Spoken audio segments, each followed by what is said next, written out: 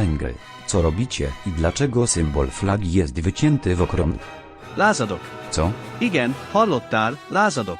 Węgiel. Wiecie, że Związek Radziecki mógłby dokonać inwazji, jeśli obalicie rząd. Megdöntöm a kormányt. Węgiel. Mówię poważnie. Sowieci napadną na was, jeśli będziecie kontynuować bunt zachodnich świń. Kilépek a Varsói Szerződésből is. Co? Igen, Nie. igen. Nie. To właśnie nazywam Sowietami.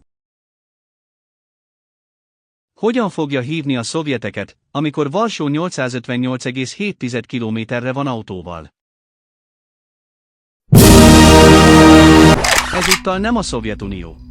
Fel vagyok készülve arra, hogy idejöttél. Что? A 9 év kommunista lét után, és a kormányunk által. Szóval, ha harcolni akarsz velünk, akkor harcolj velünk, kurva.